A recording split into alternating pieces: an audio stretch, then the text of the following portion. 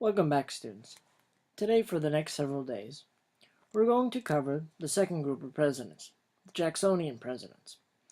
Now, you're going to cover each of these men more in depth through the videos and in your packets, but I want to give you a brief overview on each group, so let's get started.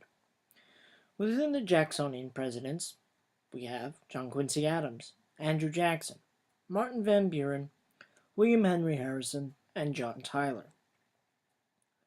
Now, each of these men are put into the second group because of one president who had a larger-than-life ego and legacy, Andrew Jackson.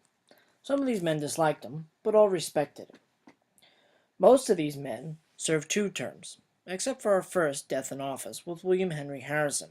His term will be finished by his vice president, John Tyler. Each of these men will have bumps along the road, some much more lasting than others. Now we're going to cover each of them. Here are some key events for each president's terms.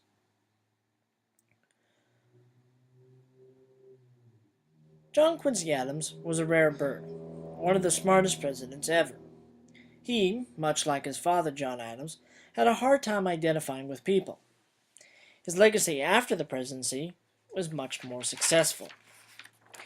Andrew Jackson had a larger-than-life legacy prior to becoming president, but once in office, he asserted his authority. His presidency will leave a checkered view in more recent history.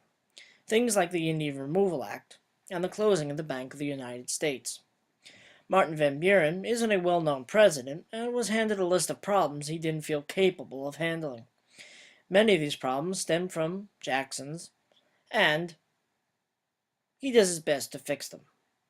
He does have a hand, prior to being president, in creating America's oldest political party, the Democratic Party.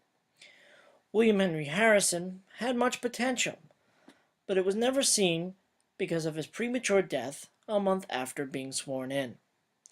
And John Tyler went to the beat of his own drum, and he became the only president to be kicked out of his own political party.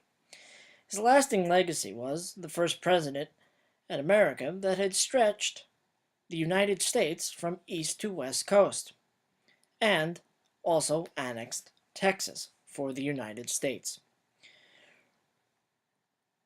Remember to bring your packets, a set of headphones, and of course a pencil to complete the segment of the packet. Now remember, we'll be having a quiz at the end of the segment, so be sure to use your packet and resources on my website to study and prepare. Good luck. Created using Powtoon.